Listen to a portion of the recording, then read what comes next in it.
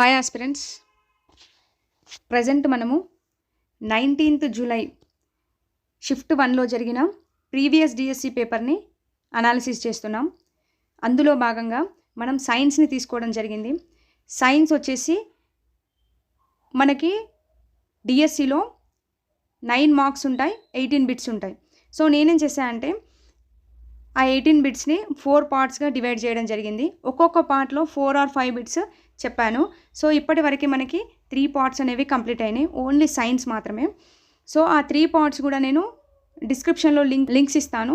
So ఎవరైనా చూడని వాళ్ళు ఉంటే డెఫినెట్గా చూడండి, ఎందుకంటే విత్ టెక్స్ట్ బుక్ ప్రూఫ్తో సహా అనాలిసిస్ అనేది చేయడం జరుగుతుంది. సో వీడియోస్ మాత్రం మిస్ కాకండి.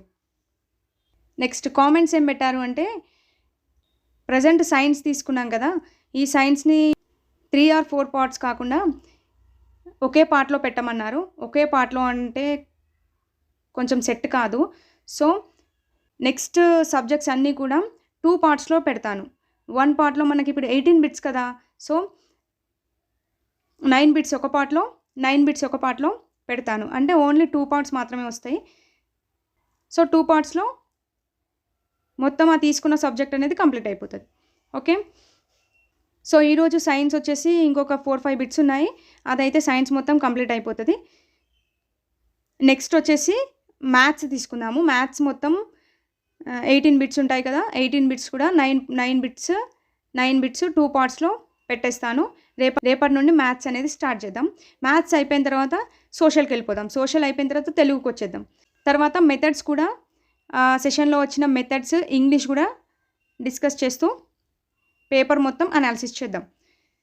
ఓకే, నా వీడియోస్ మాత్రం మీకు యూస్ఫుల్గా అనిపిస్తే డెఫినెట్గా ఒక లైక్ మాత్రం చేయండి. మీరు చేసే ఒక్క లైక్ వల్ల వీడియో అనేది ఇంకా ఎవరైనా చూడని వాళ్ళు ఉంటే వాళ్ళకి వెళ్తుంది. సో లైక్ మాత్రం తప్పకుండా చేయండి. ఓకే, నౌ స్టార్ట్ చేస్తే చూడండి, భూమి పొరల గురించి అడిగాడు. భూమి యొక్క పొరలలో అన్నింటికన్నా పైన ఉన్న పొర ఏది అని అడిగాడు. ఈ బిట్ వచ్చేసి మనకి సైన్స్లో భాగంగా ఇచ్చాడు. ఈ బిట్ సోషల్లో కూడా మనకి టచ్ అవుతుంది. సో ఆప్షన్స్ ఏమి ఇచ్చాడు? భూపటలం, భూప్రవారం, బాహ్య భూకేంద్ర మండలం, పలకలు. నేను ఆప్షన్స్ కూడా ఎందుకు చెప్తున్నాను అంటే, ఇక్కడ ప్రింట్ అనేది క్లారిటీగా లేకుండా కొద్ది బ్లర్గా కనిపించవచ్చు. సో అలా కనిపిస్తే నేను ఎక్స్ప్లెయిన్ చేస్తే మీకు అర్థమవుతుంది అనే ఇంటెన్షన్తో ఆప్షన్స్ కూడా చదవడం జరుగుతుంది. ఓకే, ఈ బిట్ వచ్చేసి ఎక్కడి నుండి వచ్చింది అంటే 9th క్లాస్ సోషల్లో ఉన్న భూమి మనం అనే టాపిక్ నుండి రావడం జరిగింది. సైన్స్లో కూడా ఉంది, సోషల్లో కూడా ఉంది, కానీ సోషల్లో మాత్రం క్లారిటీగా మెన్షన్ చేశాడు. చూడండి, భూమిని ప్రధానంగా 3 పొరలుగా విభజించవచ్చు. ఫస్ట్ వన్ భూపటలం, సెకండ్ వన్ భూప్రవారం, థర్డ్ వన్ భూకేంద్ర మండలం. సో మనకి పై పొర అడిగాడు. ఇక్కడ చూడండి, మనం భూమి బయటి పొర మీద నివసిస్తున్నాం అంటే భూమి బయటి పొర ఏది ఇప్పుడు ఇక్కడ? భూపటలం. సో ఆర్డర్ ఇంపార్టెంట్, భూపటలం, భూప్రవారం, భూకేంద్ర మండలం. సో మనకు అడిగింది ఏంది? పై పొర. పై పొర ఏంటి? భూపటలమే కదా. సో ఇది 9th క్లాస్ సోషల్లో మనకు క్లారిటీగా ఒక ఎగ్గును కూడా ఎగ్జాంపుల్గా తీసుకొని క్లారిటీగా వివరించడం జరిగింది. సో 9th క్లాస్ సోషల్ డెఫినెట్గా చదవండి. ఇప్పుడు క్వశ్చన్కి రండి. భూమి యొక్క పొరలలో అన్నింటికన్నా పై ఉన్న పొర భూపటలమే కదా ఆన్సర్. సో ఇదే ఆన్సర్. నెక్స్ట్ భూప్రవారం కాదు, బాహ్య భూకేంద్ర మండలం కాదు, పలకలు కాదు. భూప్రవారం, భూకేంద్ర మండలం అనేది సెకండ్, థర్డ్. ఓకే, ఫస్ట్ వచ్చేసి భూపటలం. క్లియర్? నెక్స్ట్ క్వశ్చన్, కాలానికి మూల ప్రమాణం అడిగాడు. సో ఇది అందరికీ తెలిసిన బిట్టే. ఇది వచ్చేసి మనకి ఫిజిక్స్లో టచ్ అవుతుంది. నేను ఫిజిక్స్ ఎక్స్ప్లెయిన్ చేసేటప్పుడు డెఫినెట్గా ప్రూఫ్ పెడతాను. ఇదైతే ఇప్పుడు ప్రజెంట్ అయితే అందరికీ తెలుసు. కాలానికి ప్రమాణం ఏంటి? సెకండ్, అంతే కదా. సెకండ్. రోజు కాదు, నిమిషం కాదు, గంట కాదు. సో ఆన్సర్ ఏంటి? సెకండ్. Okay, next question. ఈ క్వశ్చన్ చూడండి, జతపరచండి, మ్యాచ్ ద ఫాలోయింగ్స్లో ఇచ్చాడు. ఏమేమి వచ్చాయి ఆప్షన్స్లో? Begonia, next gladiolus, next chrysanthemum, చామంతి, నెక్స్ట్ ఉల్లి. నెక్స్ట్ ఇక్కడేం ఆప్షన్స్ ఇచ్చాడు? పిలక మొక్కలు, లశునాలు, రూపాంతరం చెందిన వేళ్ళు, కందం, పత్రమొగ్గలు. ఓకే, ఈ బిట్ వచ్చేసి మనకి 7th క్లాస్లో ఉన్న మొక్కల్లో ప్రత్యుత్పత్తి అనే టాపిక్ నుంచి రావడం జరిగింది. సో మనకి టెక్స్ట్ బుక్లో ఒక పట్టిక మెన్షన్ చేసిండు, ఆ పట్టిక నుండే బిట్ అనేది ఫ్రేమ్ అయింది. మనకు ఆప్షన్స్లో ఏమి ఇచ్చాడు? ఒకటి ఉల్లి గురించి ఇచ్చాడు, నెక్స్ట్ గ్లాడియోలి గురించి ఇచ్చాడు, నెక్స్ట్ బిగోనియా గురించి ఇచ్చాడు, నెక్స్ట్ చేమంతి గురించి ఇచ్చాడు. ఓకే, ఈ పట్టిక నుండే బిట్ ఫ్రేమ్ అయింది. చూడండి, కొత్త మొక్క అనేది ఏ విధంగా ఉత్పత్తి అవుతుంది అని చూసినట్లయితే ఉల్లి వచ్చేసి లక్షణాల నుంచి ఉత్పత్తి అవుతుంది, గ్లాడియోలి వచ్చేసి దుంపల నుంచి ఉత్పత్తి చేస్తుంది.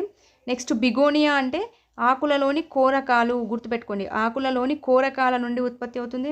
నెక్స్ట్ చేమంతి వచ్చేసి పిలక మొక్కల ద్వారా ఉత్పత్తి చేస్తుంది. ఓకే, ఇప్పుడు ఒకసారి క్వశ్చన్కి రండి. చూడండి, బెగోనియా వచ్చేసి ఏంటి, ఆకులలోని కోరకాలు.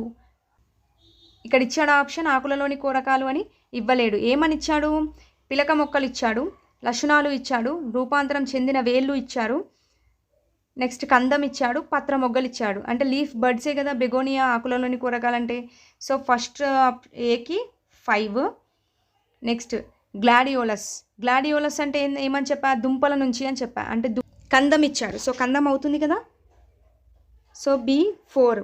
నెక్స్ట్ చామంతి ఏం చెప్పా, పిలక మొక్కలు అంటే ఏంది, ఆప్షన్ 1. నెక్స్ట్ చూడండి, ఉల్లి వచ్చేసి లక్షణాలు, అంటే ఎక్కడుంది, ఆప్షన్ 2. సో 2 మనకేంటి 5, 4, 1, 2. ఇది మనకు అక్కడ పట్టికలో ఇచ్చిన ఇన్ఫర్మేషన్ని బట్టి ఆన్సర్.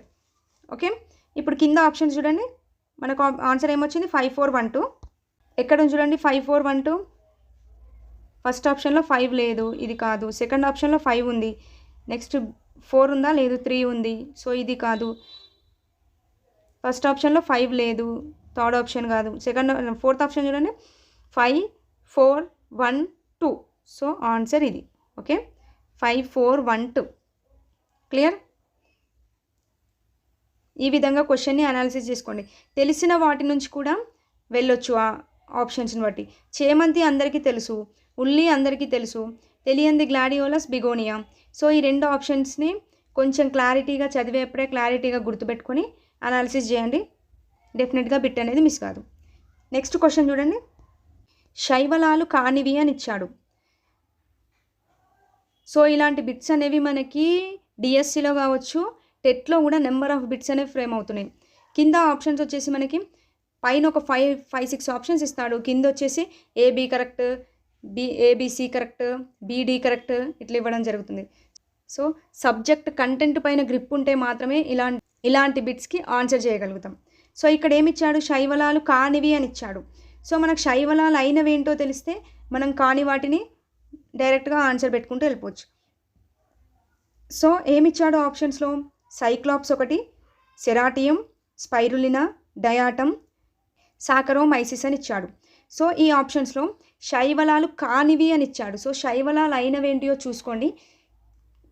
మిగిలిన ఆప్షన్స్ శైవలాలు కానివి అయి ఉంటాయి కదా, సో ఆప్షన్ పెట్టేసేయాలి.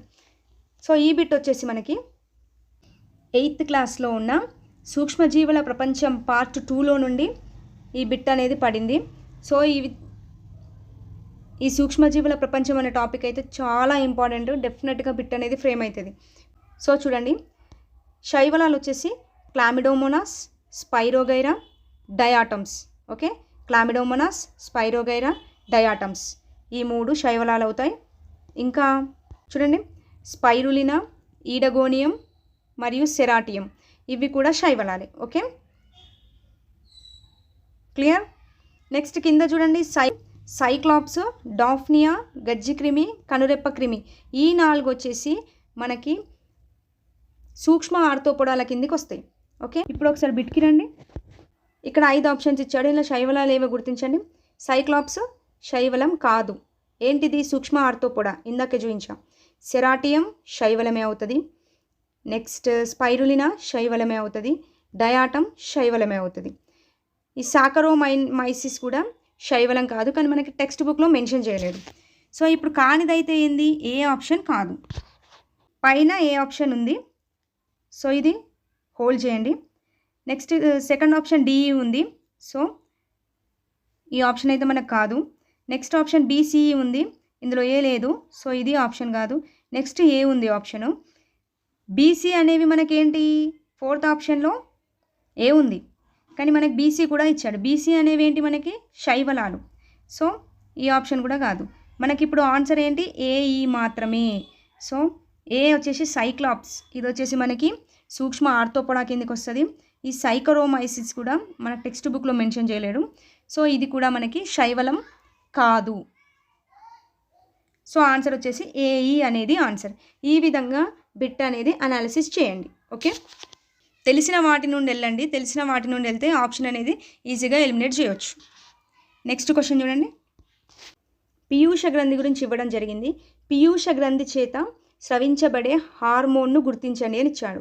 ఆప్షన్స్లో progesterone, next option follicle stimulating hormone, next adrenaline, next oestrogen. Okay, ఈ బిట్ ఎక్కడి నుంచి పడిందంటే 8th క్లాస్లో ఉన్న కౌమార దశ అనే లెసన్ నుండి ఈ బిట్ అనేది రావడం జరిగింది. దీంట్లో నుంచి ప్రీవియస్ స్టెట్లో కూడా నెంబర్ ఆఫ్ బిట్స్ పడినాయి. సో ఈ పట్టిక అనేది చాలా ఇంపార్టెంట్, చూసుకోండి. అయితే మనకి ఏం అడిగిండు, పీయూష గ్రంథి గురించి అడిగిండు. పీయూష గ్రంథి స్రవించే హార్మోన్ అని అడిగిండు. సో ఏమేమి హార్మోన్ స్రవిస్తుంది చూడండి. పెరుగుదల హార్మోన్ ఒకటి, పాలికిల్ స్టిమ్యులేటింగ్ హార్మోన్ ఒకటి, నెక్స్ట్ ల్యూటినైజింగ్ హార్మోన్ ఒకటి. ఓకే, పెరుగుదల hormone, follicle stimulating hormone, luteinising hormone. Okay, ఇప్పుడు ఒకసారి బిట్కి రండి. చూడండి ఆప్షన్ ఏమి ఇచ్చాడు. ఫస్ట్ ఆప్షన్ ప్రొజెస్టిరానా, కాదు. Next follicle stimulating hormone, so ఇది అవుతుంది కదా పీయూష గ్రంథి స్రవించే హార్మోన్. నెక్స్ట్ ఎడ్రినలిన్, కాదు. నెక్స్ట్ ఈస్ట్రోజన్, కాదు. సో ఆన్సర్ ఏంటి, పాలికిల్ స్టిమ్యులేటింగ్ హార్మోన్, FSH అనేది పీయూష గ్రంథి చేత స్రవించబడే హార్మోన్. Okay, clear?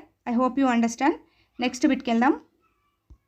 ప్రోటోజువాన్ పరాన్నజీవి గురించి క్వశ్చన్ రావడం జరిగింది. ప్రోటోజువాన్ పరాన్నజీవి వల్ల సంక్రమించని వ్యాధి ఏది అని అడిగాడు. సంక్రమించేది కాదు, సంక్రమించని వ్యాధి. సో ఆప్షన్స్ ఏమిచ్చాడు. ఫస్ట్ ఆప్షన్ పైలేరియాసిస్, బోధకాలు. నెక్స్ట్ ఆప్షన్ అతినిద్ర వ్యాధి, నెక్స్ట్ కాలాజార్, నెక్స్ట్ మలేరియా. అంటే ప్రోటోజువా వల్ల సంక్రమించని వ్యాధి అడిగిండు. సో మనకి ప్రోటోజువా వల్ల ఏ ఏ వ్యాధులు సంక్రమిస్తాయో తెలిస్తే సంక్రమించని వ్యాధి ఏందో తెలుస్తుంది. ఈ బిట్ వచ్చేసి మనకి 8th క్లాస్లో ఉన్న మనకు అనారోగ్యం ఎందుకు కలుగుతుంది అనే టాపిక్ నుండి రావడం జరిగింది. ఈ టాపిక్ నుండి మనకి ప్రీవియస్ డిఎస్సిలో 3 సెషన్లో ఈ టాపిక్ నుండి బిట్ అనేది ఫ్రేమ్ అయింది. సో గుర్తుపెట్టుకోండి. ఇన్ఫర్మేషన్ ఏమి ఇచ్చాడు చూడండి. ఇదిగోండి, మలేరియా, కాలాజార్ వంటి వ్యాధులు ప్రోటోజువాన్ వల్ల కలుగుతాయి. ఓకే, నెక్స్ట్ మనకి బోధకాల గురించి కూడా మెన్షన్ చేసింది కదా. ఇది వచ్చేసి హెల్మింతిస్ అనే జాతి క్రిములు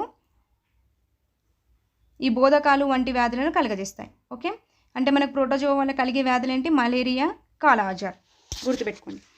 చూడండి, ప్రోటోజువా వల్ల కలిగే వ్యాధి పైలేరియాసిస్, నేను ఇందాక చెప్పాను. ఇది వచ్చేసి క్లారిటీగా మెన్షన్ చేశాడు. హెల్మెంతిస్ అనే జాతి క్రిముల ద్వారా మనకి బోధకాలు అనేది, పైలేరియాసిస్ బోధకాలు అనేది సంక్రమిస్తుంది.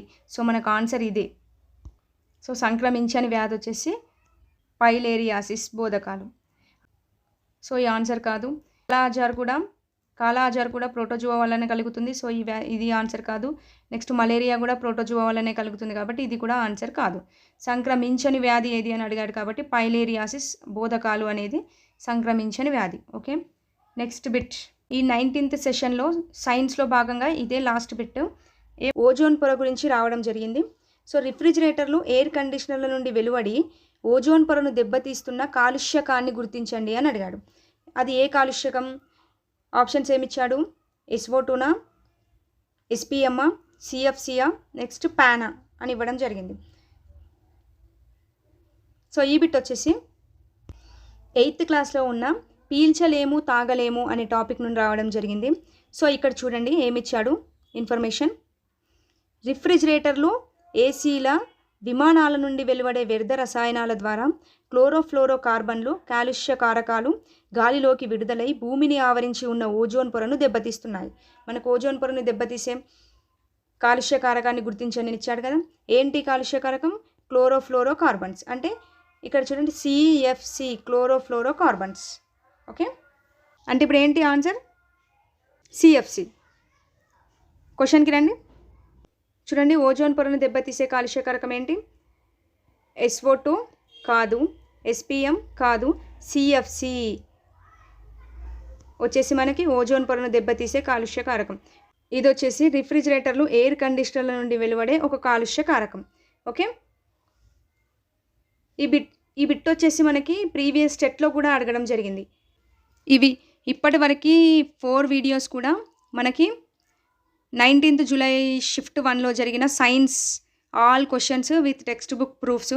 ఒక్క క్వశ్చన్ కూడా టెక్స్ట్ బుక్ దాటి వెళ్ళలేదు. కావాలంటే ఒకసారి ప్రీవియస్ పేపర్ని చెక్ చేసుకోండి. ఓకే, ఇన్ఫర్మేషన్ యూజ్ అయితే మాత్రం డెఫినెట్గా ఒక లైక్ అనేది చేయండి. నెక్స్ట్ రేపటి వీడియోలో మ్యాథ్స్ డిస్కస్ చేద్దాం. Thank you for watching.